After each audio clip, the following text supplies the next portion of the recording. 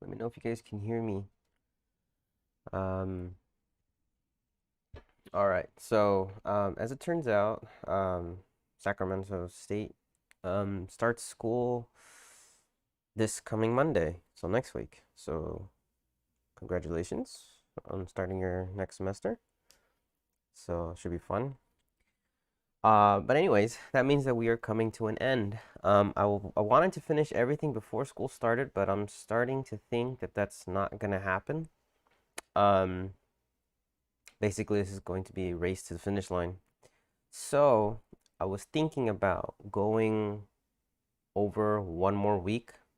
So we will end not this week, but next week. Um, and that should be enough. Um, so what I'm going to try and do is I'm not going to rush this week, but what I am going to do is basically I'm gonna let you basically watch me implement things, and then I want you guys to ask questions. I'm going to be speaking out loud, but I'm not really going to be explaining in great detail because everything that I'm about to do, I basically have already talked about these past, geez, how long has it been? 2 months, 2.5 months, 2+ months.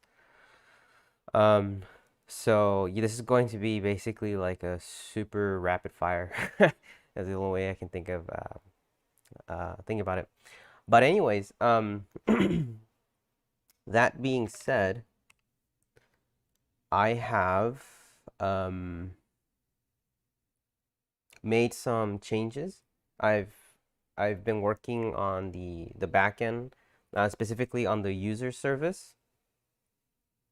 So if we go to the commits here, you will notice that I've been working on this yesterday. I did some stuff today. Um, Here are the commit logs. Okay, so with these commit logs, basically I put a lot of comments and stuff. Okay, so what I want you to do, if you want to see the changes, go to the GitHub link. I will put it in the chat. So go to the GitHub link, go on the commits. Okay. And then you can basically start basically on the August 22nd. Yeah, that's because basically I'm not going to because right now I'm trying to explain of what I'm going to do, and I want you to see like not only how fast I work through these problems, but also like how I work through these problems given the time constraint because I'm trying to do this fast. So I basically got to implement the entire backend now, right? And so I'm trying to do that hopefully in just like today and the next time we meet. So which is going to be quite a challenge. So I'm going to make mistakes, but that's fine because I'm going to be testing and you guys can watch. Okay. So anyways, on these commits, I've made these commits so far. For example, I added the a way to delete something. Yes, the sign-in link. Yes, let me grab that. Copy link. Please sign in.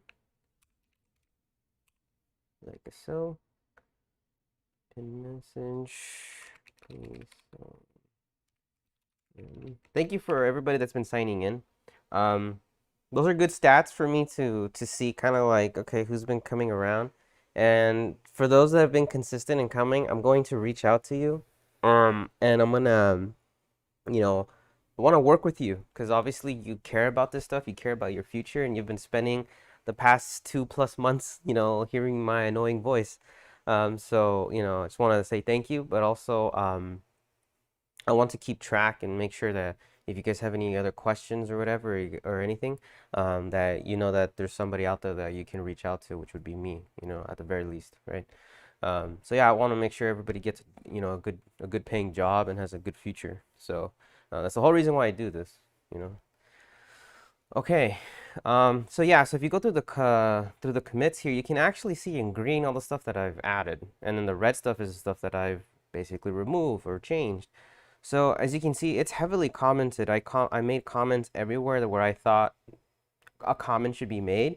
So basically, all you have to do is go ahead and just read through each of these commit logs, right? And just read through all the changes. I put comments everywhere. So this thing is heavily commented. You can read through them. I even make suggestions telling you, hey, this is terrible, don't do this, but we're just doing it now because this is a learning environment, but in the future, you should probably do X, Y, Z. Okay, and there's also some inconsistencies here just because of like the sheer, time constraint. Okay, so you can see there's plenty of comments here. And this gives you an ability to go through and then like read somebody else's code, right? Read somebody else's code and get used to that because you're gonna do that on the job, right? There's very little times where you're actually going to be given an entire project that you're actually going to work on your own. That's not going to happen too often. So it's good to look at somebody else's code. So here's an interesting one. I actually do want to talk about this one a little bit. And that's what happened to index.js. So if we look at what index.js looks like now, it actually looks very different. So here's a database setup. And you'll notice that some of the dependencies have moved away from a globally scoped dependency requirement here at the top. I've moved them down here because this is kind of like where they're needed now. Before I had them at the top because I had my routes here in main, right? We had the routes, but notice how small main is now. There's nothing in main, like really, right? Where's my users stuff at, Where's all that stuff at? Well, that's now in a place called routes. Okay, and again, if you go through the commit log and you read, I explain why we did this, but I'm gonna go over it here anyways. So like I said before that we were going to do this, your routes, you should not be having your routes hard-coded in your entry file. What the entry file is supposed to be is kind of like a configuration of like how your entire backend application is going to be linked up. That's where that's where everything happens here. Okay. Now, you can make the argument that you should probably move some of this configuration to a different file, and I absolutely agree. For example, this database setup should not be here; it should be somewhere else. But we'll get to that, maybe some other time. Or as an exercise for you, how would you go about, moving this database setup, right? Where would you move that up? You can follow a similar pattern as this. So here we have this routes. Now you'll notice that I'm not bringing anything in. Okay, I just say require routes, and there's this new folder here we already had before routes, but there was nothing in there before. And now there's this thing called index.js and users. Now the interesting thing about index.js is that if you require a folder, notice that this is a folder, routes. I'm saying, /routes, which is this folder right here. Because remember, index.js is here. So the / means in my current directory, go to folder routes. And that's it. Now, the reason why this works is because whenever you try to include a folder, like require a folder, if there's an index.js file in there, then that's basically what it returns. So it's a shorthand, right? It's a shorthand. So that's why I'm using this. So I'm exploiting that fact. So now what the heck is this index.js file? Well, this index.js file is just a location, a centralized location where I can store all of my routes. Okay? So here, I'm saying require /users. Right? So in this same directory, there's this new users file. Okay? So things are a little different now. So we have this array of these requires. Now, if we go to the users, you'll notice that this looks a little different. So before we used to use app.get, blah, blah, blah. We're not doing that anymore.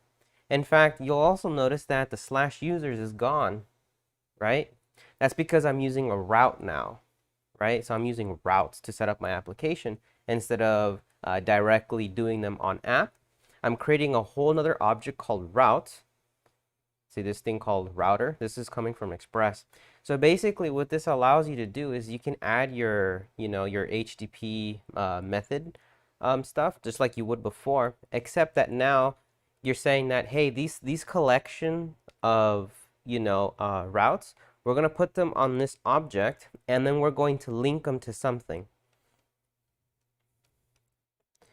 And so I'm just going to say, okay, I'm going to export this route. There's my route. And I want to say that all of these routes are going to be in the subpath of /users. You can see here I have this thing called path.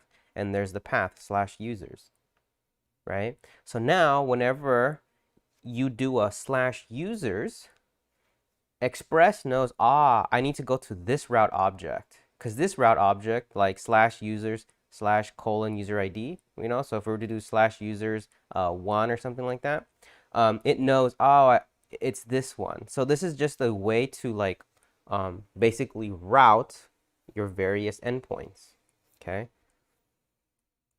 So if you wanted to see the users before, we would use like /users, right? But now if we want to get the users, for example, we just have this, and this looks like this looks familiar, right? This means home, right? This means home. And it's true. Yeah, this still means home, but remember that this route is now going to be in the subpath of /users. So if you wanted to get the users now, well, if we're pinging this route, you are already in /users, so there's no need to say /users again, because that would indicate that you want to only execute this this routine when you see /users. Okay. So that's not what we're going to be doing. So now all these routes are going to be in /users. Okay. So if you need /users, you just use a /. So get what? Get users. Well, here we go. We did this before. So let me show you a contrast from how this looks like to now. So where is the? Let me click on this GitHub real quick. Open this up. So let's go to this index file, and then let's go to the history. Okay. And then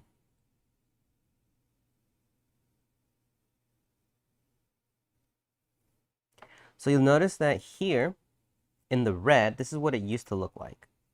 So it used to look like app.get what? I want to execute this function when somebody hits the /users route and they pass in something else. Remember what this is called, right? This is just like a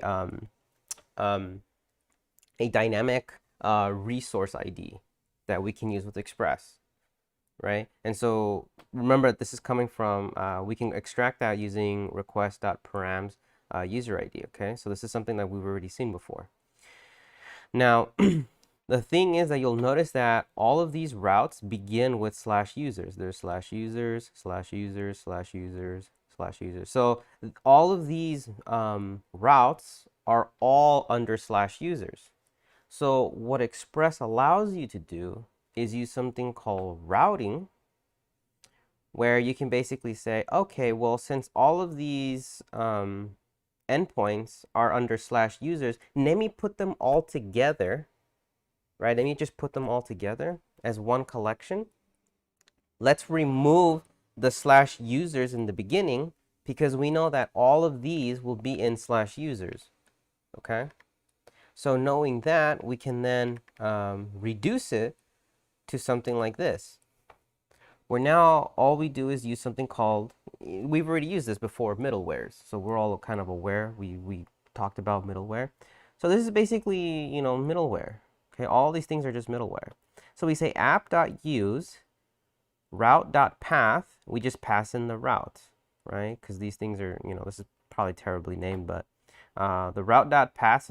So for example, if this is /users, then the route for /users will be used. So whenever Express encounters a request to /users, it's going to forward the request to this route, and this route is basically just this now, this folder, this file. So now we have route.get, and you'll notice that there's no more /users, because we already know that we're going to be in the /users context. So now it's just like, okay, so what else? So in this case, okay, /users, and then they pass in an ID. Okay, fine. We know how to handle all that stuff. Okay. So that's about the most complicated change, probably. But it's pretty straightforward. I put comments in there. So I think it should be pretty fine. All right. So, but again, if you have questions, please let me know.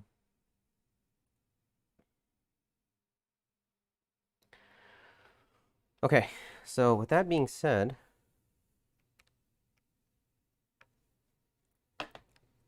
I have completely implemented the users API for our backend. So that's completely done. Okay. So for example, if I want to, get all the users, I can just hit send right here, and it's hanging because I'm not running it. So let me run it.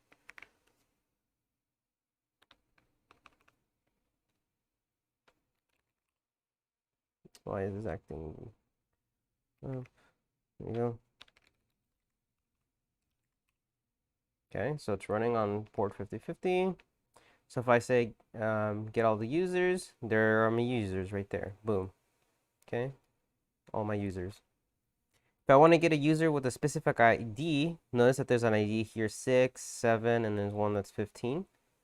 So if I do 15, I get user 15. If I do a 0, because they don't exist, hit send, I get user with ID 0 does not exist. Perfect, and I get a 400 beta request. But if I do with an ID that does exist, like 6, that one exists. Okay, cool. So there we go. So now we can get users. We can get not only all the users, but we can also get a specific user via their ID. Okay. And I already showed how we can create a user, right? So here I'm just going to create username, foobar, name, Bob, last name, Dylan, and then we'll change the email here to bob@dylan.com, password Dylan123, 123, whatever. And we can hit send, and then we'll create a new user. So with the user ID 16, username is foobar, first name, last name, Bob Dylan, email, there's their email, password, there it is. Okay, again, this is terrible. You should not be sending the user the password back. So John's asking, theoretically, use users and admin as the same routes. If it was an export or special route for admins, only the policy. Can you clarify what you're trying to ask? Are you asking about like the difference between administrators and users? Like if I was an admin, should I have control over somebody's profile, like deleting their stuff, or because a lot of the stuff when it comes to like permissions, for example, that's something that we haven't implemented, and that's a talk that I am going to do. So I'm trying to rush all this stuff. That's something called sessions and tokens, and that's basically going to be probably will answer your question right there. Because if you wanted to build a backend service and you wanted to have admins that can have some level of control, then the way we've set it up right now, basically anybody has control, right? For example, I just created this user with user ID 16. I have a delete route. So I can literally just go here and delete 16. They're gone. 204 no content. So they're basically poof, right? So if I go here to hit send, so I get my users, you can see the user ID 16 is not there because I deleted them. I added them and then I deleted them. The thing is that there was no authorization. There was none of that. I just straight up just obliterated that user. So that resource is now gone, and there was nobody to stop me. And that's a problem. That's a big problem with how this is currently set up. Could we reduce space by using the same route? Reduce space. Space as in what? We mean like file space, storage space, memory space? Um, it's all going to get loaded into memory. It's very small fingerprint, what these routes are actually going to contain. It's very, very small. It's like you should care more about like what you're actually doing. Your computation is actually what's going to determine how slow your backend is actually going to be. So you want to make things small, concise, and just as fast as you possibly can. That's what you should be worried about the most. Being careful of like the algorithms that you use. Okay, and then here we have a way to update something. So here's user 6. So let's go to here. So here's user 6. Notice that the first name is Kevin. Coding multiple route space. Coding multiple route space. Having multiple files is okay. You know, we live in the 2021, right? So having disk space is pretty cheap most of the time. So I'd say you'd be fine. All right, so we have this user with ID 6. Let's change this user's first name, for example. So here we have this put command. So with the put is where we can update stuff. So we'll do the f name, and I'll change this to Bob. Hit send. All right, now you'll notice that I get a 200 OK. And then on top of that, you know, this route what happens is when you try to update a specific field, once it's updated, if it updated successfully, you should get a 200 and you'll just get the new user back. So notice that the name is now Bob instead of Kevin. So I can change this to, you know, Billy. Hit send. Now you get the new user back. So this is stuff that you do like when you're on like, I don't know, whatever profile you're on Instagram or whatever, and you're changing your, you know, whatever, your name. This is basically what's happening in the background. You just to make a request. I just want to change this one thing. Boom, done. If you want to change multiple things, you could totally do that. You can make this call, you know, Jane L name Doe. Hit send. Boom. Now it says Jane Doe. Okay. So you don't have to fill everything in. Right here. You don't have to fill everything in. That's what a DTO is. A data transfer object. That's what I went over. That was the whole point. Because I'm not expecting that you send me everything. You just want to update this one particular thing in the user's profile. That's fine. Don't send me all the data. That's such a waste. Just send me the stuff that you want to change. And as long as you send it in the correct format, we should be good to go. That's what this is, right? For example, if I were to do that, it's empty, right? So we get this code 1030 empty update request. And again, if you read through the commit logs, I explain all this stuff. Okay, so which is why I'm just showing you that it works, but I'm not going to really explain it any further. Okay, so so the next thing I was looking at building before I go into the posts, because this is going to, I want to talk about this one on Wednesday. I'm going to do some of the easier stuff. For example, oh, that's loud. Let me turn this thing down. Okay. Put that. Okay. All right. So I'm gonna develop these tables now. Now remember, each one of these tables has to have its own service. That's kind of like how we're building it right now. So I kind of already started doing that. I created this tag service, which is going to look very much like our user service. Now remember, in an ideal world, like if you were using something like TypeScript, this would be so much easier because you could use things like interfaces, which is kind of like every other language that supports object-oriented design, right? You would have like an interface, right? Which is kind of like, it's just like a contract, right? But there's no hardcore implementations, right? It just says that, hey, you're going to implement these methods or whatever. Vanilla JavaScript does not support classes. It doesn't do that kind of inheritance using classes. It does inheritance using prototypes, which is different. It's called duck typing.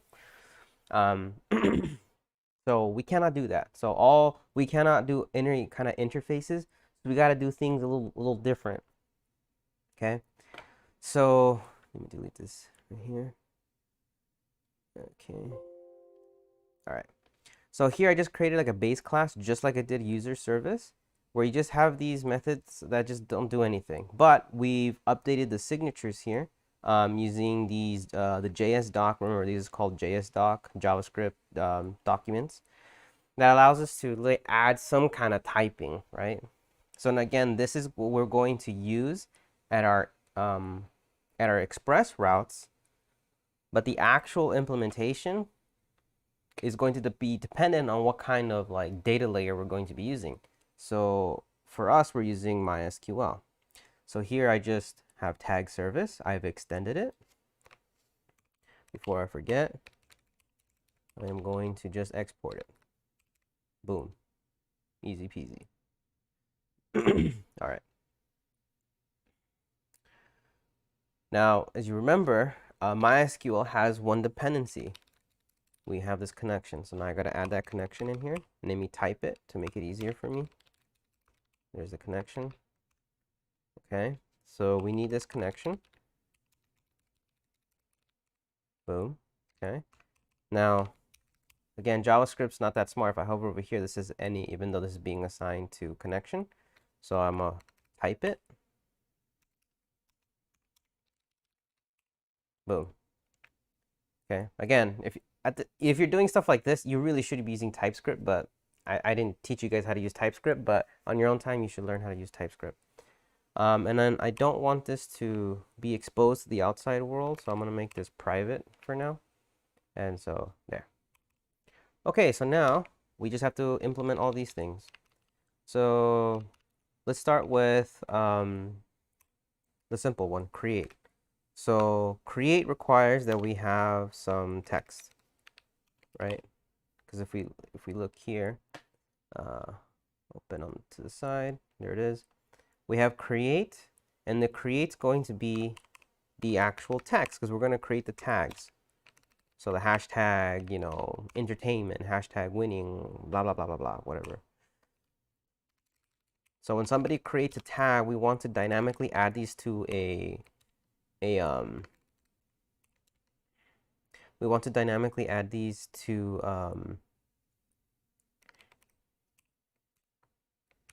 a table so that later on we can actually reference them, because when you add a tag, if the tag doesn't exist in a table, we're going to add it so that we can also reference a post with a tag. So if somebody were to tap on a specific tag, we can actually run a query to be like, give me all the posts that have this tag associated with it. So then if you tap on a tag like, let's say, hashtag entertainment, and you tap on entertainment, you will then get all the posts that have been tagged with hashtag entertainment. So that's kind of like the whole point of why we're going about this. All right, so now that we have this, now remember, this is going to be a promise.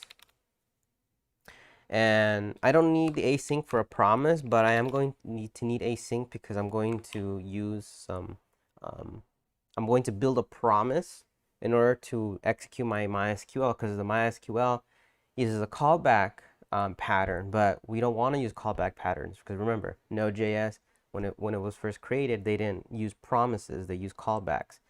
Well, we want to use promises, so we got to wrap everything around a promise. So we're going to say new promise. Okay, let me make this bigger so you guys can see. New promise, resolve, reject. Okay. Now we have a connection. We're going to run a query. And the first parameter is just a object which has a SQL. So from here we can just do our create. So to create something, you just say insert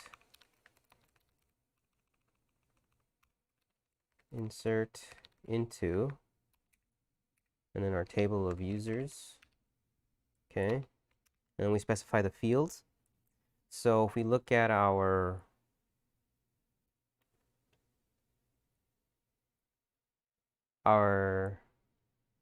tags, our tag, well, I put users as tags. Our table here that's going to store all of our tags has a tag ID, but it's auto increment, so we're not going to add that ourselves. And then it just has one thing, tag text. So there you go, text values, and then it's going to do that. So by again, in the comments, I also have, if you read through the commit log, you'll actually find out what the question mark is. But remember, the question mark is just a way for us to escape. Okay, so you can either do it like this, even though you only have one value. You can do it as an array, or you can do it like that. Either way. Okay, I'm just gonna do it as an array just to show you that even if you only have one thing, you can still do an array, because you could have multiple of these question marks. So the escaping is just to prevent SQL injection attacks. That's the whole purpose for it. Okay, and then we're gonna have our callback for when the query completes. So again, if we have an error, then we want to reject with that error, and we want to force a return here so the code doesn't keep going. We want to basically be done. We reject. So we're going to just say return reject. Even though we could do this as well. We could just say reject and then return. I like to put it all in one line.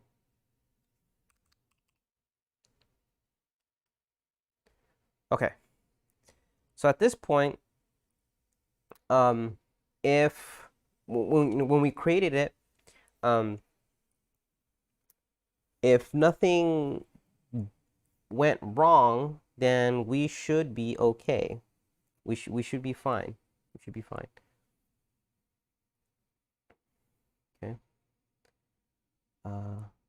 So now we can just say resolve. Okay, we're done. Okay.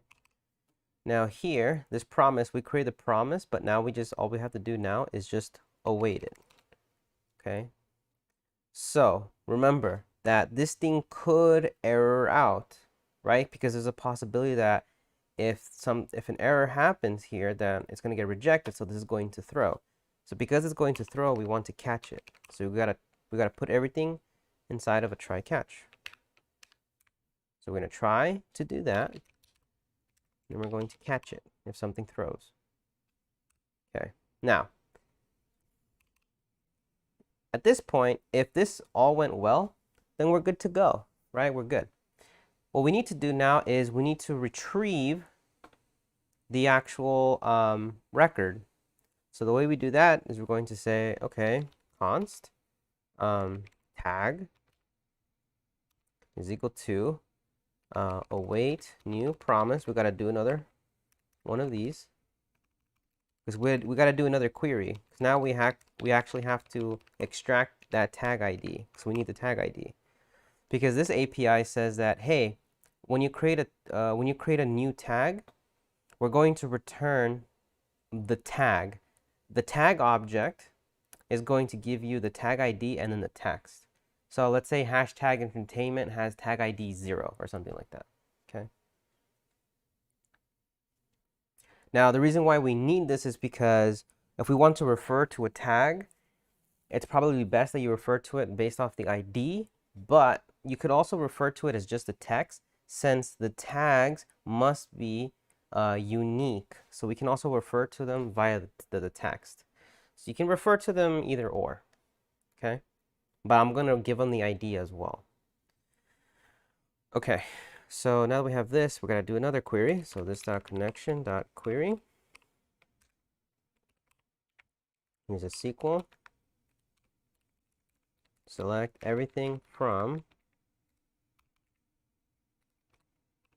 tags, where we'll say text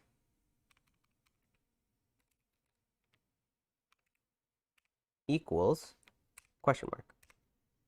Okay, we're going to look it up.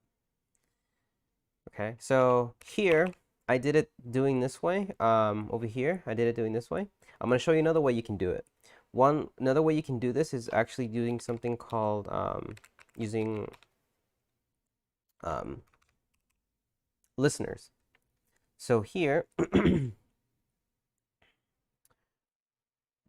when you run a query, you're going to get back something called a query object. So the query object actually is something called an event emitter.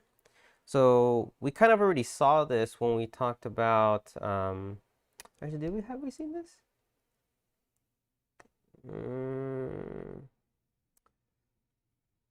Let me see real quick. We did the exec stuff. Oh, we did not. We haven't done any event emitters. Okay. An event emitter is basically going to just emit an event, okay, and we can listen on to these events. So the way you do that is you say, here's the object, and then you use the keyword on. On what? When we get the result, that's a good thing to know, right? So when we get the result, in this case, you're just going to get a row and an index. Okay. But we can also listen on things on like for example, if an error occurs, okay, if an error occurs, we get this error object, okay? If you want to know when the whole thing ends, well, there you go. Now we know when the whole thing ends. So if you only want to listen in on certain parts, you can totally do that. Now the difference between doing it this way and this way is that when it comes to the results, you'll notice that here it's called result and not results. That's because what's really cool about this thing is that if you want to process the data as it comes in, you should probably do it this way, especially if your rows are very large, like the amount that you're going to get back is very large. You should probably do it this way because this is going to execute for every row. As it's doing its query, it's going to be extracting content and it's going to be returning it. So this will get executed for every row that it finds. This won't execute until it has all the rows and it aggregates them to get together, and then you get the final result. So this is going to be executed for every row. So if I have my row, then I'm just going to say resolve and then put my tag in there. Or resolve and then my row. And that's it. That's going to be a single entity. Now if it errors out, I'm going to say reject and then that error. And then here, if you care about when it ends, well, you can do something here if you want. In this case, you know, we really don't have to do anything. We're just going to leave that empty.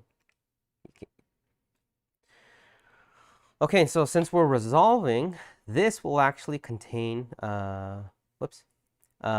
since we're resolving here, this row, this tag is going to contain what this row has. And what this row has, it's going to be these two columns, the tag ID and the text, which is a type of tag. So I can actually bring that in. I can type this. This is a type of tag. Okay. Now, because I am in async, okay, and I'm saying that I'm going to return a tag, see that? Well, I'm going to return a result that is a type of tag. So that's exactly what I'm going to do now. I'm going to say, if everything went well, this didn't crash, I'm going to say return new result, pass in the tag as my payload, and then null on the error. Okay, cool. Now something catastrophic happened. Say return new result. I have no payload, but I do have my error. There's my E. Okay, and that's it. That's how we create a tag. Done. Okay, very similar to how you would do like create a user. The difference is that here we're not dealing with a whole lot of data. It's very simple data. Okay. All right. So what's next? So we have create. Now we want to be able to delete it. Okay, so I've created it. Now I want to be able to delete it. So I'm going to say delete. So delete what? Based off the tag ID. Okay. Tag ID here. This is going to be a number. And we're going to return a promise that returns a result, which is type of tag. Okay, there we go. So here, we're going to do a new promise because we've got to do a query. And here, since we're trying to delete something, you know, we can just execute the delete and then see if something happens. Or we can try to see if it even exists. And if it doesn't exist, then there's no point in trying to delete something if it doesn't exist. So the way I achieved this when I did the users, to delete the users, you can actually read here the comments. I believe the way I did this was I just I just went through it. Okay, never mind. Okay. Yeah, so we're fine. Okay. So I'll just keep doing it that way. I thought I looked it up and then I deleted it. I think I only did that for the update. Okay. So here we're just going to do resolve, reject. Because you could look up to see if this tag ID actually exists. And then if it doesn't exist, error right there. Or just try and go through the deletion anyway and then just see what happens. Okay, so I think MySQL, if you try to delete something that doesn't exist, it's not going to error out. It's just going to give you nothing back. So here we're going to say this.connection.sql, oops, that query, create our object here. So our SQL, let's do our command. So we want to do delete. I always forget my commands here. So how do you delete? Delete from, okay. So we do delete from, in this case, it's going to be tags. I think it's where? Yeah, okay. So in this case, where tag ID equals question mark. Okay, and here the values is just going to be tag ID. Now you'll notice I only have one thing here, and I'm not surrounding it with an array.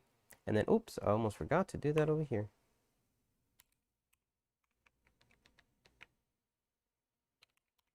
Values.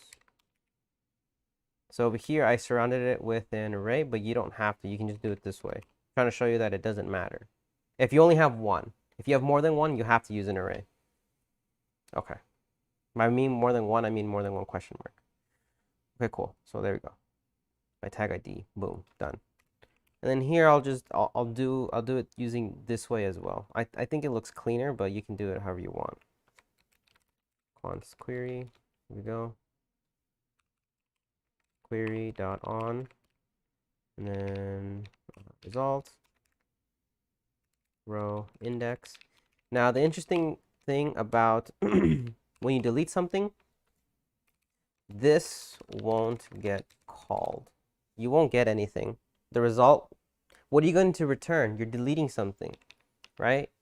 What you will get though is something called a packet, which is going to kind of give you some information about what the heck what just occurred. And on the packet, there is a special property called affected rows. Oh, I have it backwards. No, the result will still have it. So what the heck does the packet have? Oh no, the packet's gonna give you the flags. Okay. So not the packet. So we don't want the packet. We still want the result. The packet is what we don't care about. So if row dot, there's going to be a property now called affected rows. So if that's 0, so no rows were affected, then what happened? You tried to delete something that didn't exist, right? So what you can do now is you can, we'll say return. Let's call reject, and let's use one of our error codes. So we have code, error codes. Let's bring that in.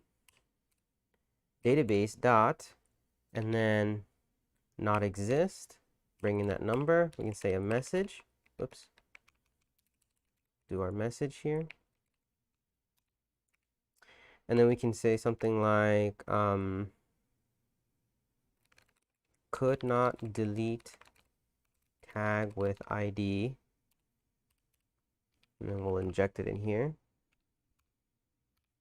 Tag ID does not exist. Done. Very simple error message. Okay.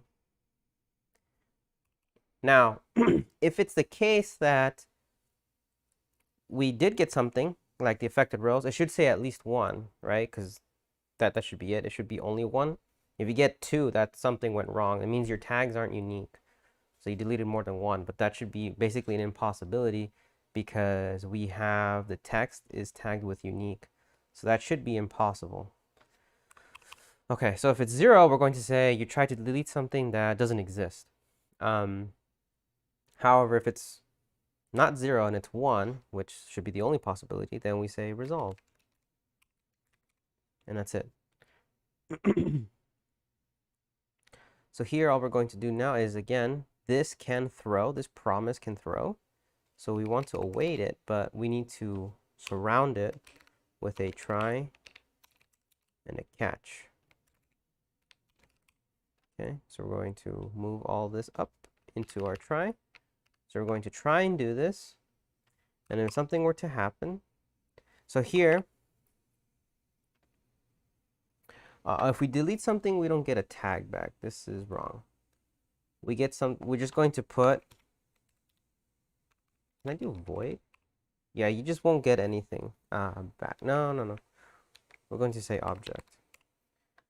So we're going to then just return a new result, but the payload is going to be this empty object. Okay, that's actually a good thing. It just means that, hey, you know, we deleted it and then we're good to go. Nothing terrible happened. But if an error gets thrown, we're going to say return new result, no payload, but we are going to return an error. So we have our error object there. And that should be it. So that's how you delete something. And it's not incredibly difficult.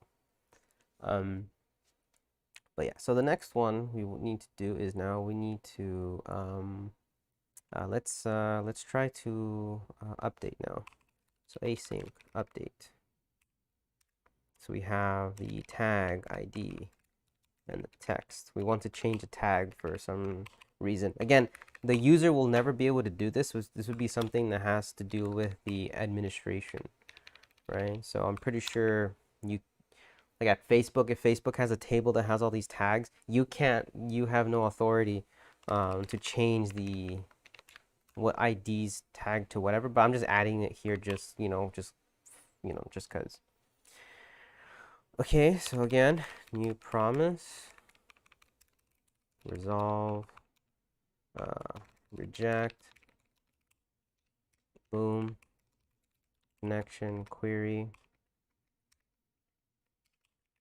do another object in there, and then that has the SQL one. So all we're going to do now is we're going to run an update. Update, God, I always forget these. I'm so terrible at memorizing SQL stuff. Okay, update. Okay, just update whatever. So update, in this case, tags. I believe it's set. And here's just a field, whatever. So you cannot change the tag ID, but you can change the text. So we're going to have the text equal, the question mark, again, to prevent the SQL injection. This is a semicolon here. We've got to say where, and then tag ID is equal to. Now here's a good example of having two question marks. The order is going to matter. So the values, we have more than one question marks. We have to use an array. So what goes first? The order in which you see the question mark. So text goes first to align with the text, and then tag ID, because that's the one over there. Okay, good. Okay, done. So here we're just going to say, I guess this example I'll just do one of these. Should be an error, results, fields. Okay, if error, we're going to say return, reject, and then error. Done. Else we're going to resolve. Now we're not going to return anything because update's not going to give you anything. So what we can do now is we need to await this, but again, this is a promise. It can reject, so it can throw. So we're going to say try, paste that in there. Then we want to try and catch it, catch the error. Okay, so now we have this. So we updated it, but now we need to get it. So I'm gonna mark this as a to do. Okay, and after we update, we want to return the new tag. So ideally, we want to do returns a promise. So we have a promise here, and we're going to return a result that's going to return the new tag with the updated information. Okay, so what I want to do is I want to pause this because I want to use this get to actually do it for me. So you can see how this can work. So after I update it, I want to then get it. So I want to use my own API to actually do that. So tag ID. Okay. This is a number. This is going to return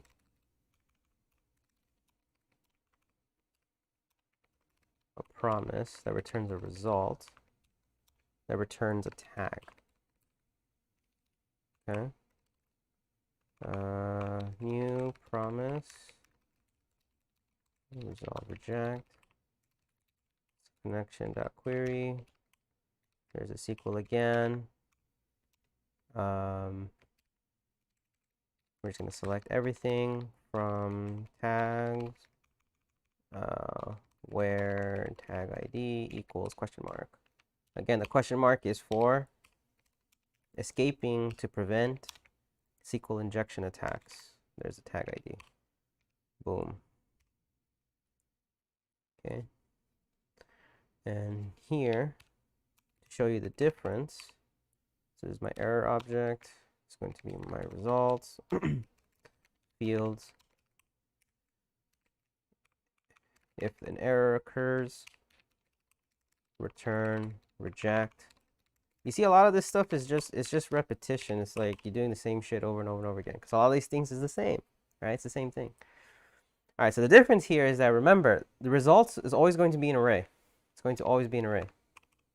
So if everything went well, we got to do a couple things, right? So we can say, okay, if results, so we got to make sure, okay, so, let's check the worst case. Let's short circuit. So if for some reason results is not defined, although I don't think that should ever happen, but in the case it's not defined, or it is defined, but results.length, because remember it's going to be an array, is equal to 0, don't we have a problem?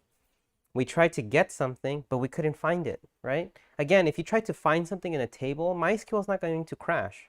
It's not going to even throw an error. It's just like, well, I didn't find the thing that you were looking for. Why would it error out? The command executed correctly, you just couldn't find the thing that you were looking for. That's not an error. It doesn't exist.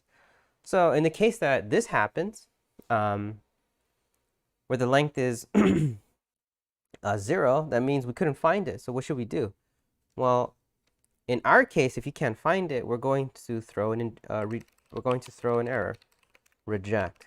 Now, the reason why we're doing this is because we have our own stuff here. We have our own code we can use. So error codes database not exist.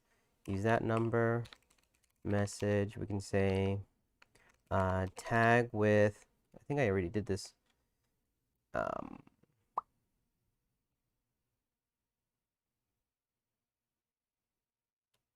Oh, I did not.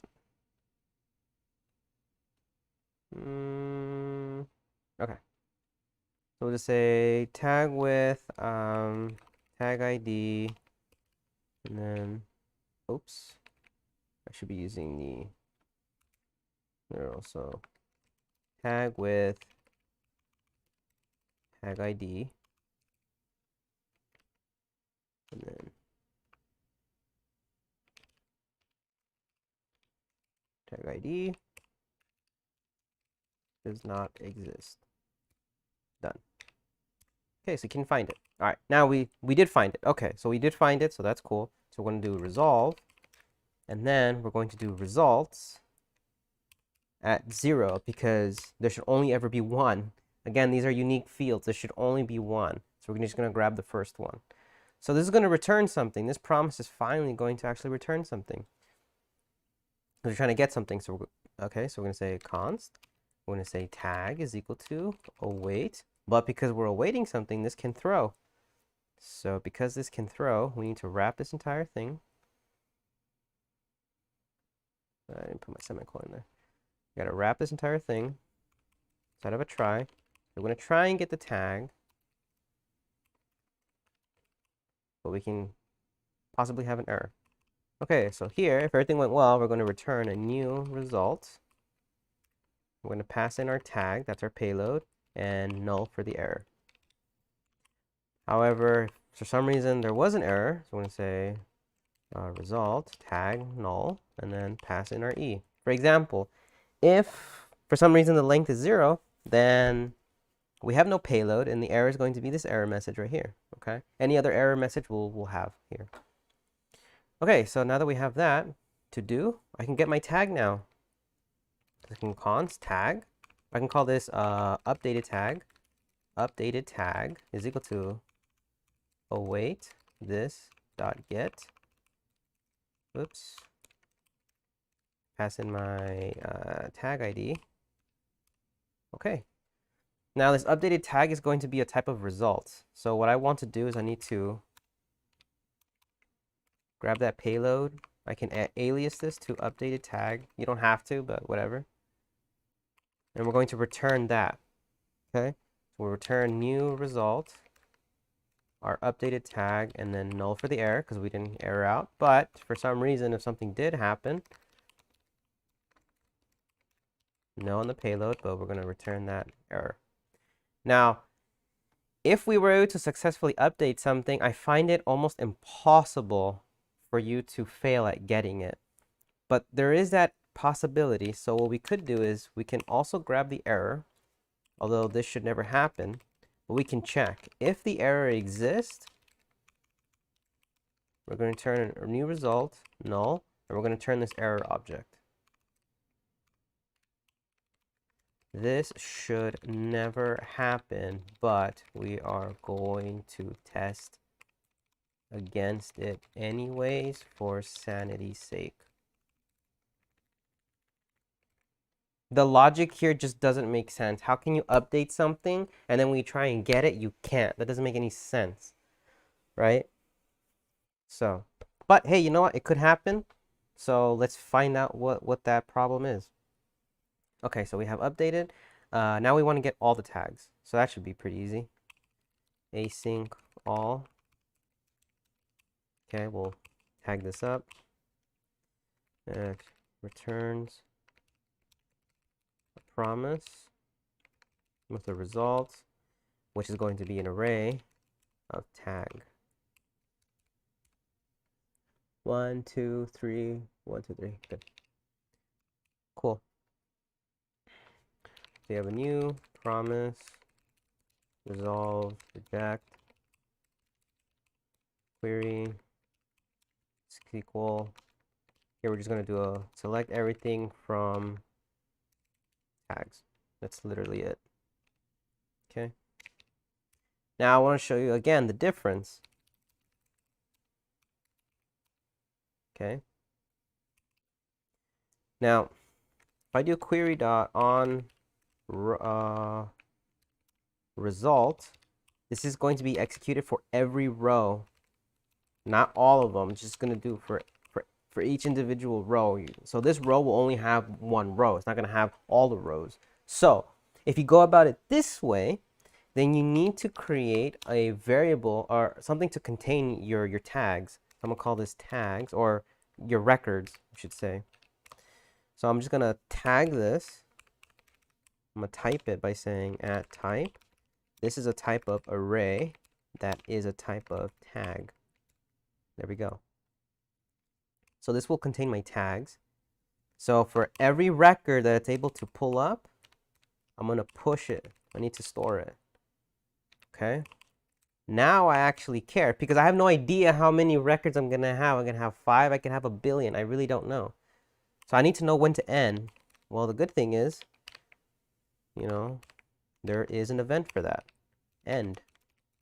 So if you go about it doing this way, you need to know when you end. So when you end, we resolve. Okay. And we just resolve with the tags. Now, if we error out,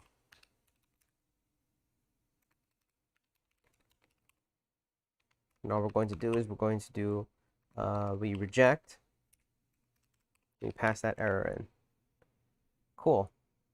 Now this, because it's resolving, it's going to return the tag, so we need to catch it by awaiting it. But this can throw, possibly. So we got to grab this whole thing, and we need to wrap it in a try-catch block. We got to try to do this. This is dangerous code, right? Because it could probably error out. So we call that dangerous code. All right. So we got the tags. Good. So now it's going to return a new result. Pass in our tags as our payload. And no error. Okay. But if for some reason it rejects, then we're going to return, oops, new result, no payload, but we return that error. Okay, tag service is now complete. As far as this is concerned, we still need to test it. How much time do I have left? 30 minutes. All right, let's test this. So now in my, here, in my database setup, when I create my service, notice that I have my user service up here. Well, that's not enough now, right? I gotta now create MySQL tags server. I gotta create every single one in here. Services. MySQL tag service. Okay.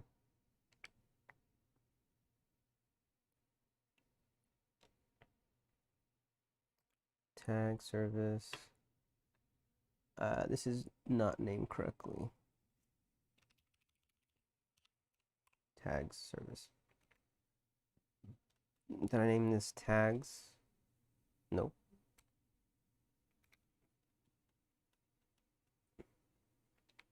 There we go. Cool. All right, tags service. All right. And then we need to then set this up with the locator. So here's the user's service. There it is right there. Okay, we gotta do the same thing with our tag service. So the tags service equals new MySQL tag service. Again, it has a dependency with the connection. Just for, you know, if there is an initialization, we haven't implemented that, but just in case, there it is. We're gonna wait for the tags to initialize. Okay, I'll pull this up here. So after we have the user service, we're going to inject that into the service locator. After we have our tag service up and running, we want to tell the service locator, hey, I have a new service for you. It's a tag service. There's the name for it. And then here's the service. Okay. Now I think it probably put it all the way up here. I don't want it to be up there.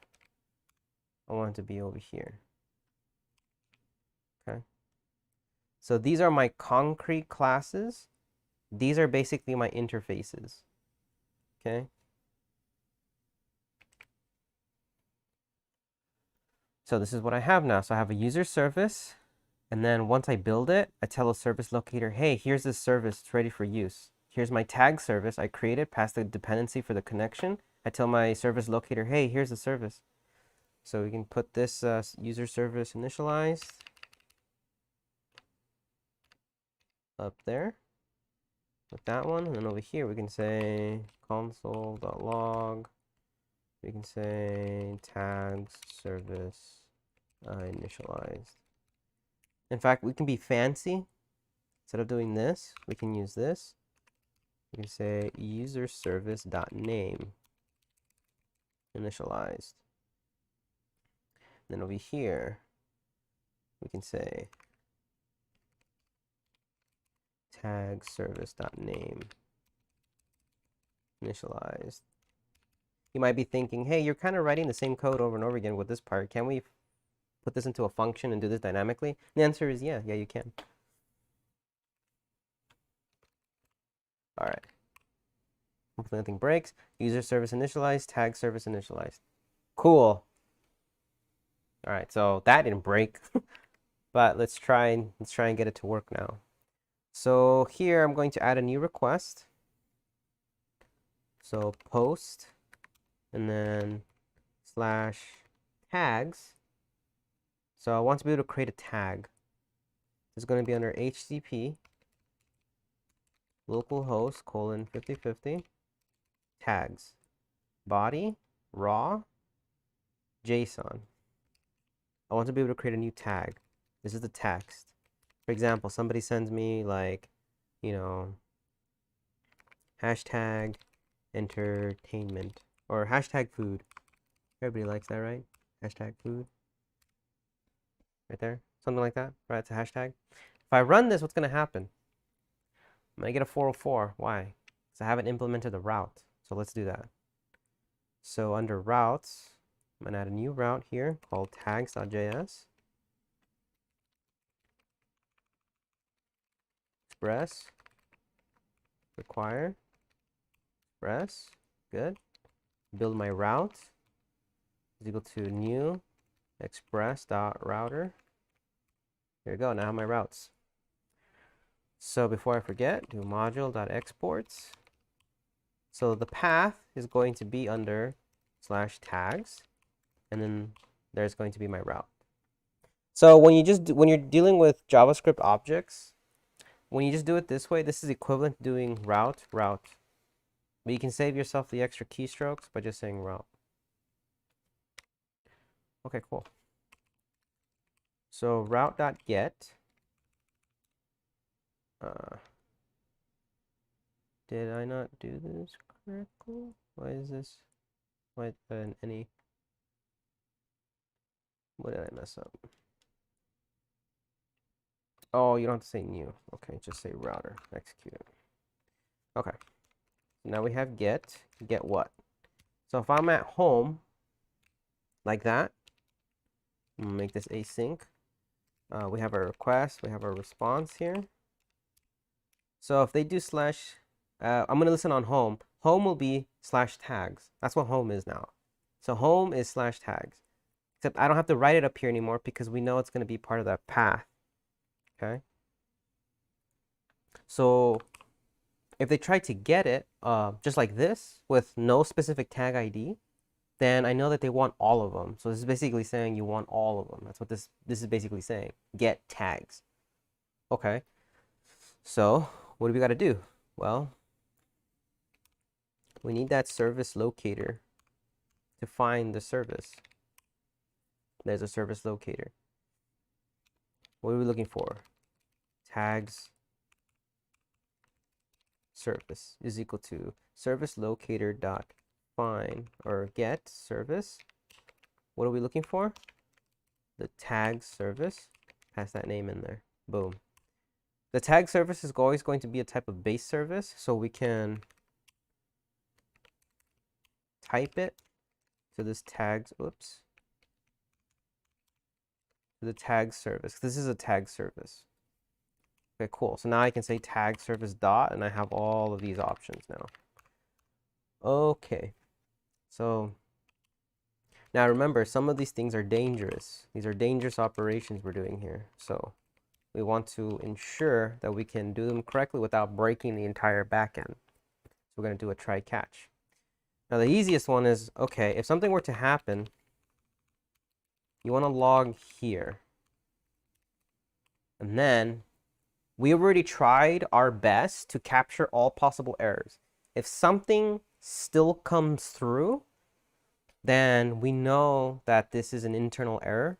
So we're going to log it, but we're not going to send any information to the user, because if we were to send the error codes over to the user when they receive it, then that's going to give them insight into our backend, and it could possibly, you know, maybe hack us or something. So we're going to say something like respond.status, relay a 500, and just end the connection. Something bad happened. I don't know.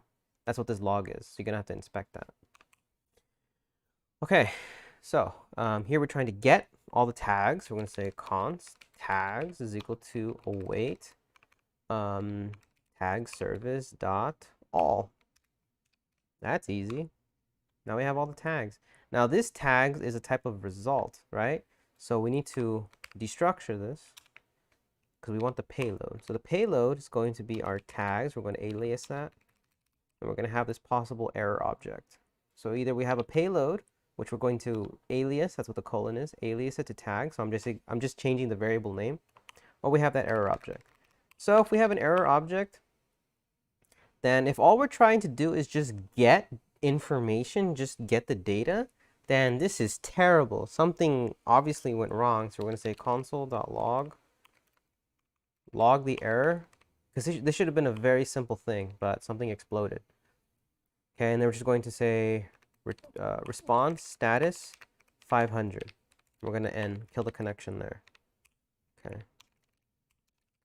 Else, everything went well. Everything succeeded. So status 200 JSON. Since we're going to return more than one thing, we're going to say count. And we're just going to do the tags.length. And then just send the tags over.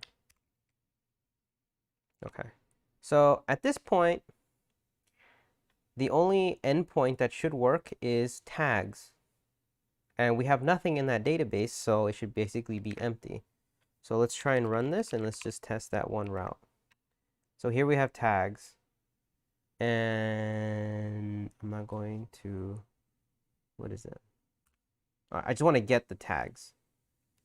So I'm going to change this to not post,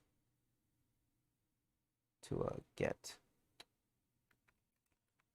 tags. Hit send. Oh, okay. So we got a 404 again because under the routes, we didn't tell it, hey, we have this new route. So we got to tell it that tags exist now. See, look how easy it is. As long as you add it, everything's going to be done for us. We don't have to really touch index anymore. Well, besides updating this part. But again, see, we're getting to a point where I'm updating index where I don't have to anymore because this is going to dynamically add the routes for us. So we should probably move this database setup outside of index. We should call it in here, but we should probably move this somewhere else because it's kind of getting in the way. We're basically having to modify a file that has absolutely nothing to do with it. Okay, so here you go. So far we have no tags. Count 0 tags, empty array. Beautiful. So now let's, how much time do I have? Okay, plenty of time. So now I'm going to build a new request. I'm going to do a post.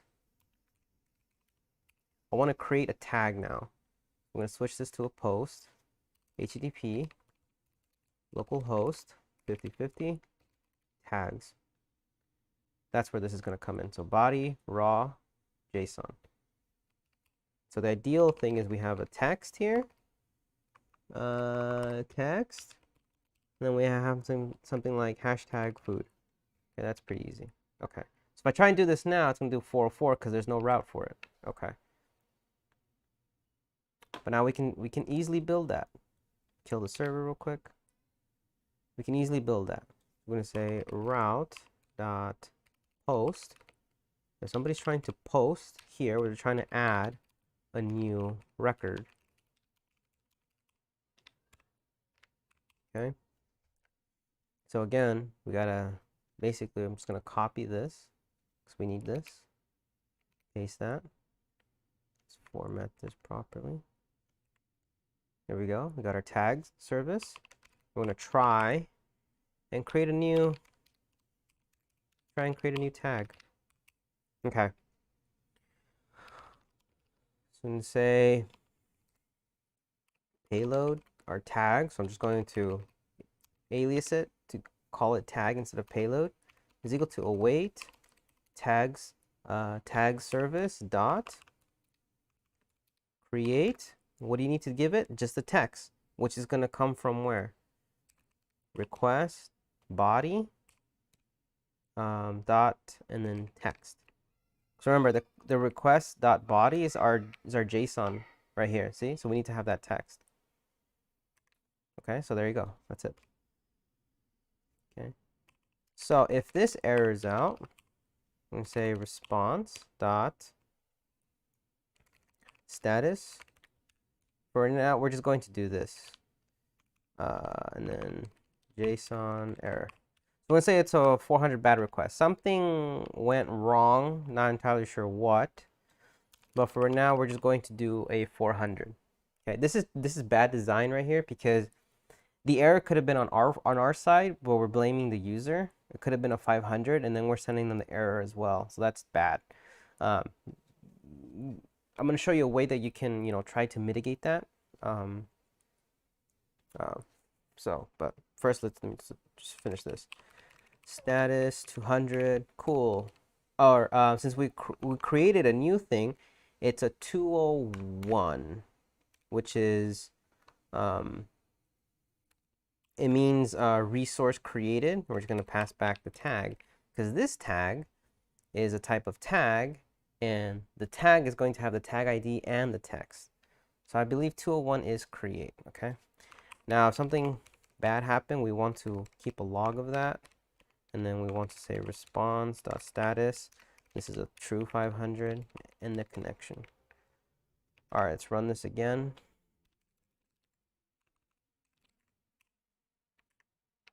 All right, let's try and create a tag, hashtag food, hit send. Boom, there you go, 201 created, tag ID 1, text, hashtag food. Bada bing, bada boom, right? We can create tags now. Let's go over here to our tags. Before it was empty, we're gonna do a new request. Boom, we have one. That's an array of our tags. So we can add it, we can create another one. Hashtag, I don't know, foods one, politics, everybody's favorite topic. So tag ID 2, politics, cool. Here we hit send. Now we have 2 tags is an array of our tags, tag ID, tags, tag ID, tags. See how that's working? And over here, we split this, open up MySQL, root, use, bidder. Okay, and then show everything from tags. Oops. Select everything from tags. There we go. There's our table. Tag ID 1, food. Tag ID 2, politics. Easy enough, right? All right, let's keep going. So I have getting, I have creating, getting, I have all. Okay, so what if I want to get something by a specific ID? So let me hit exit here, and then let me terminate that. Stop this, terminate that. All right. So do you see how easy it is now to implement this? Because we use, our own version of an interface. It's so clean. Look how dead simple and clean this is. Like if we want to add some extra stuff, we can. Look how clean this is. That's the whole point of going about this whole thing roundabout way, But in the end, did we write more code? Yes. If you were to watch other tutorials on YouTube, it probably won't do this because it's going to be like, oh, we're taking too much time just to build one thing. It's like, yes, I can understand that, but this I feel is a lot cleaner. It's easier to maintain, and you can even change your service layers and data layers whenever you want. You have that level of flexibility. It's pretty nuts. So Jim Bob's asking, if we want to go do an operation that involves more than one table, do we create a new service and write it there? Can you explain like what you mean by that? Because the answer could depend, right? Could really depend. More than one table. Again, without knowing until you type, it depends on what you're trying to accomplish. The answer could be no. The answer could be probably yeah. It really depends. So I'll wait for your response. See what you're talking about there. That's a very good question, though. That's a very good question. Because the way we set this up, they're basically CRUD operations, at least these services. Like if you want to join 2 tables. Yes, but what's the end goal of joining those 2 tables? That's the way you need to ask yourself. It's like, okay, I can see why you'd want to join 2 tables. In fact, we are going to, right? Because when we build the home for the user, we're not going to get the user. No, we're going to get a profile. The profile needs to have the links to like their news feed or whatever, their feed, their friends, how to delete the account if you want to do all that kind of stuff, how to log out, blah, blah, blah, blah, blah.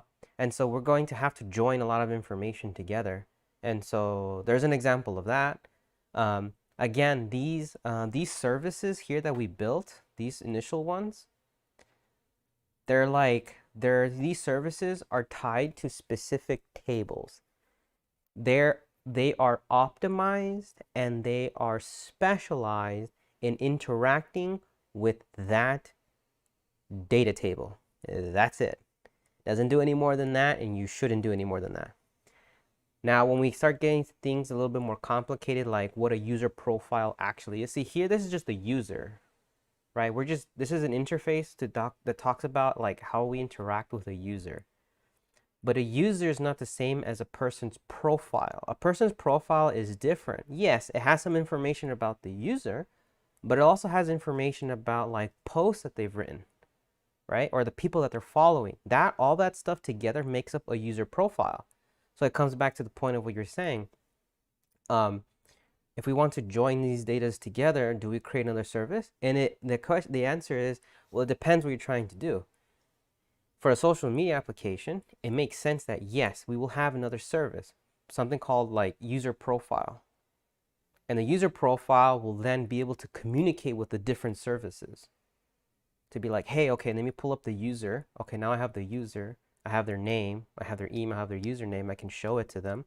Okay, now that I have this, now let me go and do a quick, let me find all the posts by this user. Okay, now I have all that information. Now let me find all of their friends. Okay, now I have all that information. Now let me find like the most recent post of their friends. Okay, now I have all that information. I'm going to jumble all this stuff together. Now this is a user's profile. Now I'm going to return all of this. So the profile is going to be the bulkiest thing that you have. Now, the interesting way we're going to build a profile is that we're not going to send the data. What we're going to do is we're going to have a service that is going to create links that can tell us how we can get that data. That's called the HEDIOS part of REST APIs, and that's the hypertext as the engine of application state. It's something that a lot of REST APIs don't implement for some reason. They say, oh, it's REST, but it's like, no, it's not. It's RESTful, but it's not a REST API. What we have right now is not REST. It's RESTful, but it's not REST. Our profiles will be RESTful because they're going to have those hyperlinks that are going to help you navigate through a person's profile. Okay, so that's like the most important part. So hopefully that answers your question. Like I said, like it depends what you're trying to do. Sometimes joining two tables, yeah, but joining the two tables, that doesn't really matter. What really matters is like what is your end goal? What are you trying to do? If joining two tables makes sense for something very specific operation, then what is that operation? So it's a very vague question, so I can only give you like a very vague answer. Okay. So let's build the rest. We have 8 minutes. Let me see how fast I can do this. So we have the get. That's going to help us get stuff. Now we want to do another get. But this time, instead of looking at home, we're going to look for tag ID. If they send us a specific tag ID that they want to see for some reason. Right? So request, response. Okay, remember we talked about these. These are the route IDs that we can extract, called params. These are dynamic, so that's really cool. So what we can do now is we can grab this service thingamajiggy, paste that in there. Okay, now we can try and get it. So we're going to say const, or before we do that, so the idea here is we're going to get the tag, a specific tag with this tag ID. That's going to come from the tag service dot get. Get requires a tag ID. So how do you get the tag ID? Well, because we're using these dynamic routes, Express gives us this under request.params. And look, it even types it out for us. Beautiful. Now again, all of our API endpoints, the internal, remember, the services are internal for internal use only. We're exposing, or I should say, we're allowing, see, for all of you guys that have ever asked, what the hell is an API? This whole thing that you're seeing here is an API, right? The actual web stuff is the API. This API is called an application programming interface. This interface is going to interact with our internal code, which is our, like, for example, these services. We cannot expose this to the outside world because it's too dangerous to expose them directly. So we build these endpoints around them that can be like, okay, I'm going to let you use my services, but I'm going to control the way you do these requests for security purposes, right? Again, how we built it currently, this interface, the way it's interfacing with our services, is completely like wild, wild west. We have no authorization, authentication. We have no sessions. We have no tokens. We have no cookies. We don't have anything, right? That's going to be something that we'll talk about. But that's basically what this is. This API is interfacing with our services. That's what this is called, an application programming interface. It's a way for you to interface with our internal logic, which is like these services. These are internal business logic services. And this is going to interact with it on your behalf. It just acts as a middleman. It's what we call an interface. Because we're programming, we call it a programming application programming interface. It's a very, fancy word that doesn't, I don't think it, it's pretty simple. Like it doesn't have to be that complicated. But yeah, just a fancy term people like to throw around, but it's nothing much than what I just showed you. Okay. So hopefully, okay, so we have an error here. And we're just going to say, okay, response.status. I'm going to go with the 400 and then just send the error about. Okay, else. Everything went well. Cool. So we respond with the status 200. We got your tag. There's your tag information. Here, something catastrophic happens. So we're going to log E. I just keep adding a space here. We're going to log that. And then we're going to respond with the status. Something terrible happened. So that's a 500. We're going to kill the connection. Okay, cool. So now I can get the tags now. So let me run this again. Don't want to do that. Run that. And then here under tags. So let me create another one. Add a request.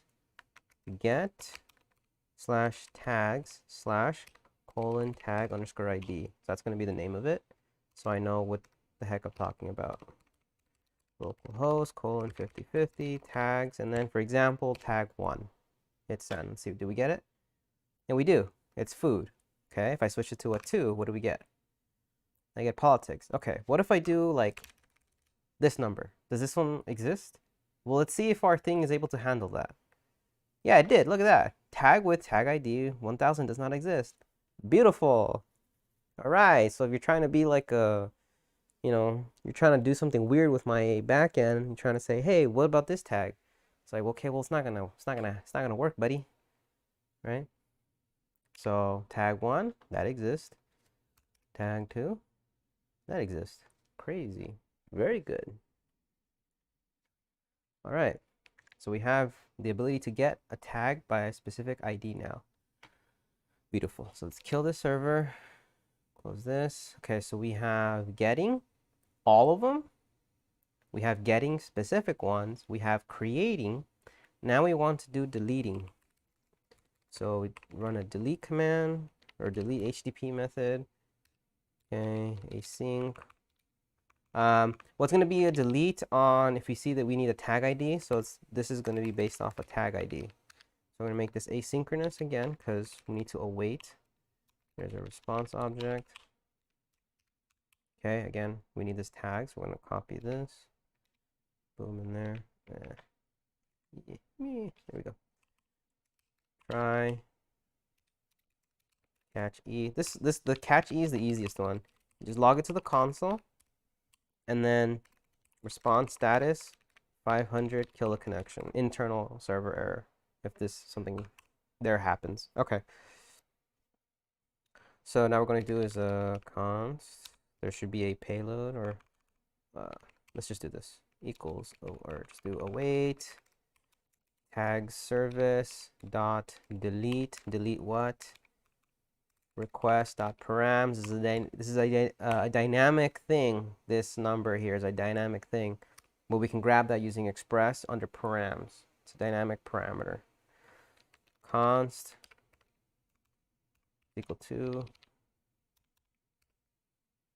payload, and then we have this error. Now the thing is that this payload is going to be empty. And like if it succeeds, the payload should be empty. So if we have an error, response.status for right now, let's just do a 400, and then we're going to return the error as JSON.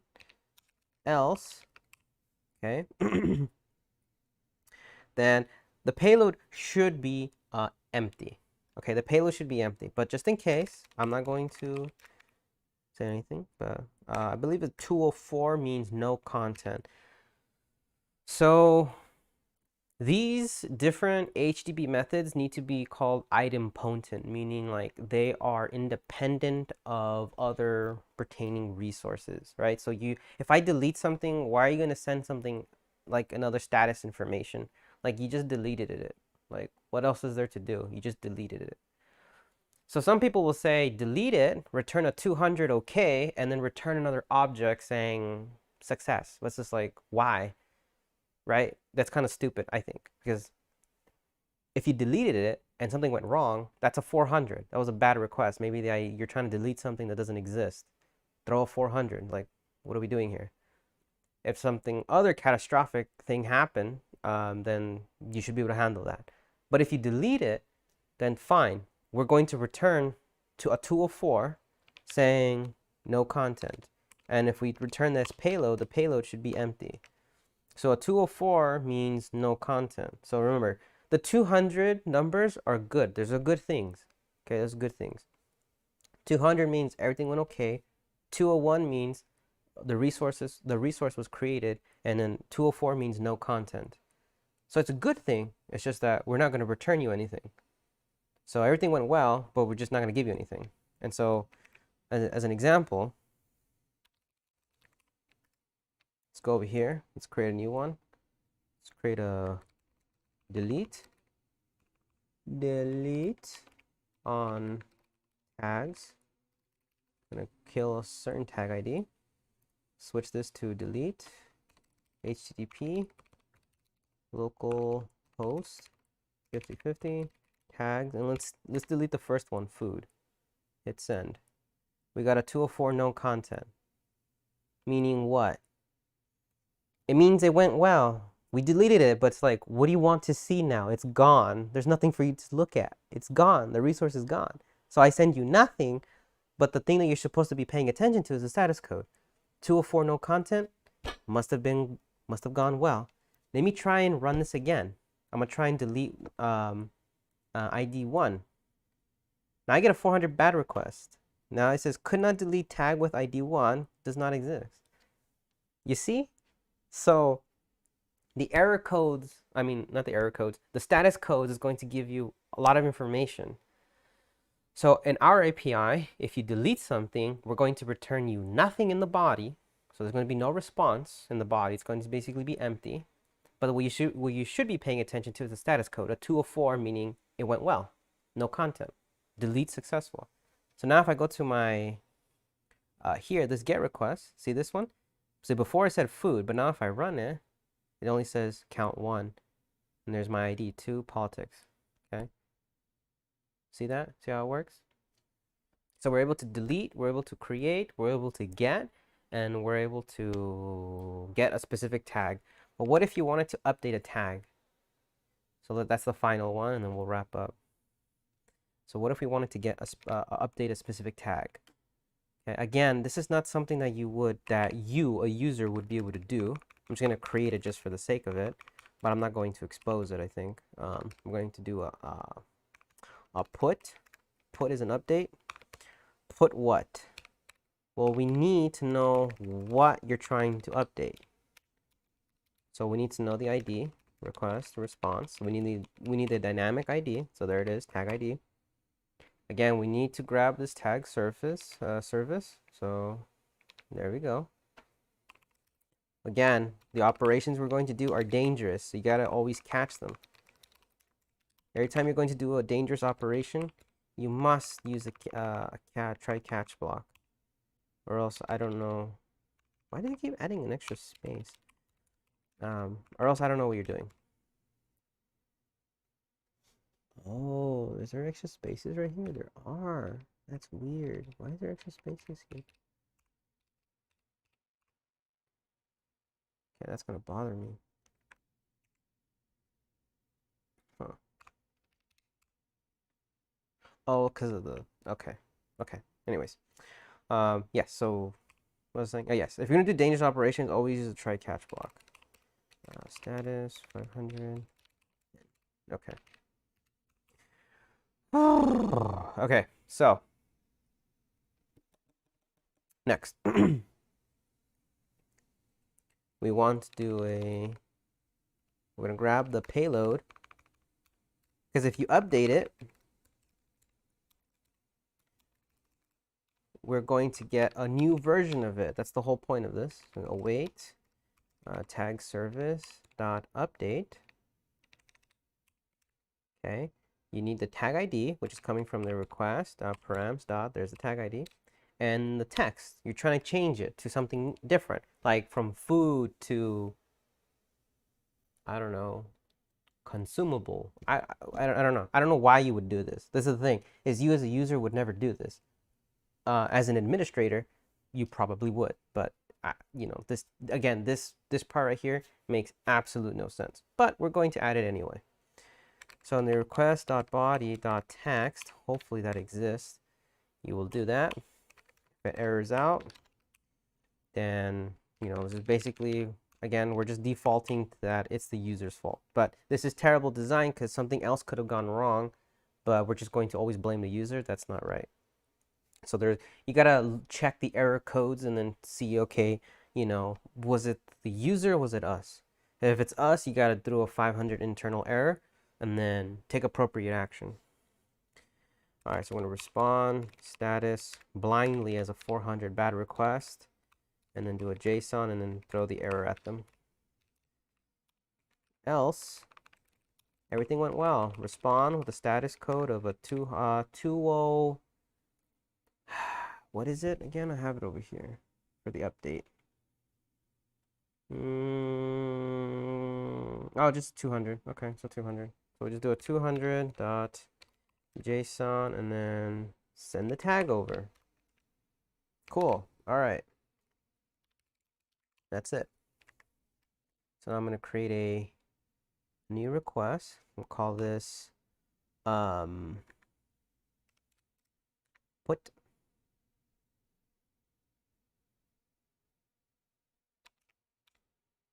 slash tags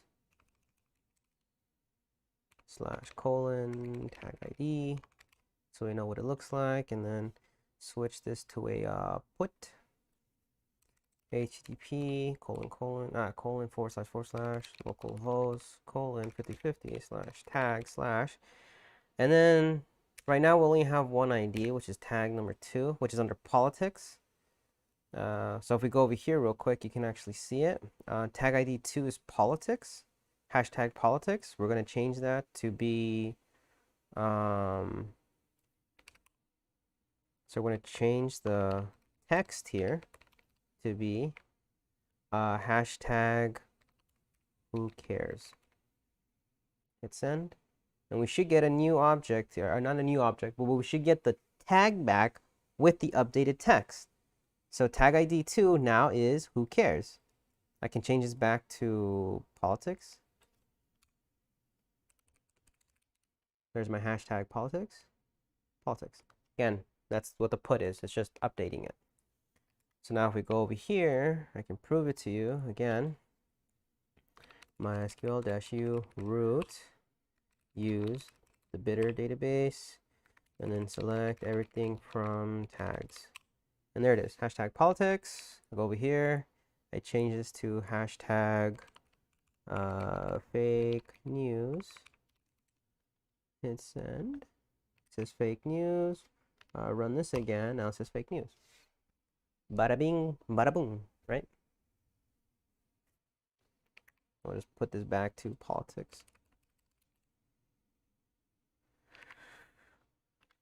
politics. Great. So that's tag service.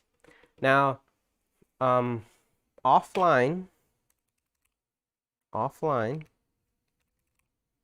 I will be doing the rest of the tables because we only have users and tags done now. Now you can see we need to build a service for every single one of these. See, you got to build a service for every single one of these. And some of these have dependencies on others. For example, you cannot I cannot create a tag usage until I have the post because I can't test this. So I need to create the post table service first. So I can be able to create posts. And then you're going to see that once I have all the services done, I can start creating other services that rely on those services to orchestrate certain operations, like creating a post associated with the given tags associated with a given user. See, it all starts to, jumble up together. So we got to create another service that will interact with these other services in order to do specific actions. Like, we're not going to interact with the service, create posts directly, because when a user creates a post, not only are they going to give us all this information, but they're also going to give us the tags, and that's a separate data. That's separate data. So if we remember, if I pull up the Figma,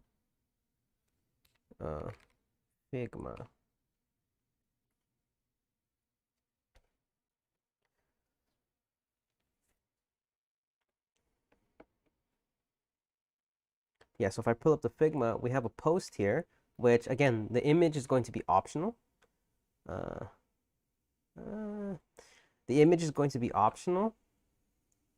The post title is required. The post text is, optional. But then we have these tags. Those are optional too. But if they give it to us, we need to update the table.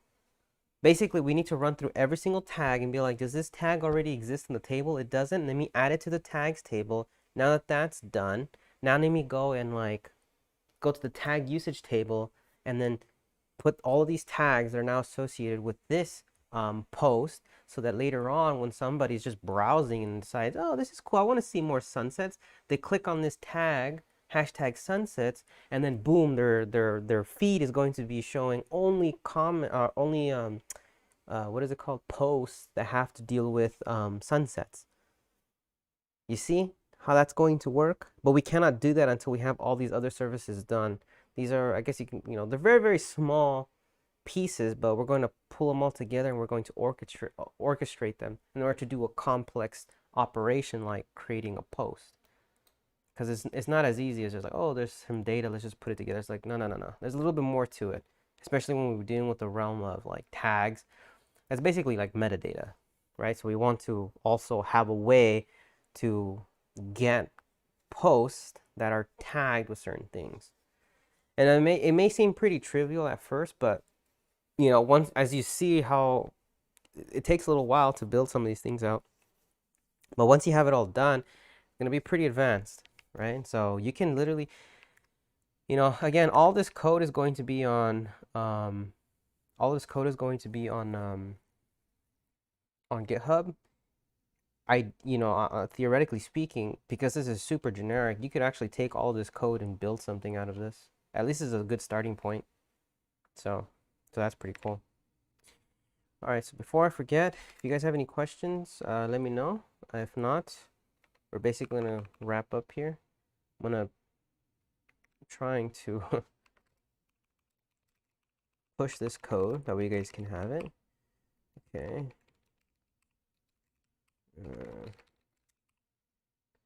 Okay. Edit tags, route, oops. Edit. So if you guys have any questions, let me know. Edit, JS route, modified index.js,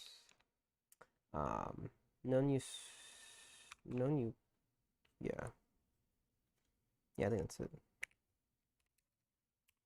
You're good.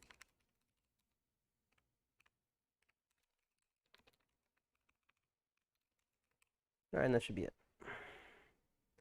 Cool. So you guys should now have it. So now if I pull up the where am I at?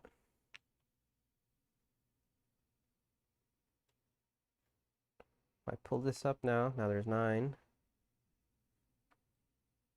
Here it is. You can even see the little ellipses. You can click on that, see the message. Click on this. Now you can see everything that I added, everything that I removed. So you can look through here. Now obviously I didn't put comments in here because I was doing the video. So, but yeah. I'll be doing all those changes. So if you want, just keep checking back to GitHub. And then as I have time, I will be adding extra stuff in there. And so, yeah, I think we're going to need an extra week just to finish this off and then implement everything with the front end. I think the front end should go pretty smoothly once we have this done. Front end is very fast, I think, to implement. When you have a design, I think it's very fast. The back end is the thing that's the most painful. It's the slowest part because it's the most complicated part.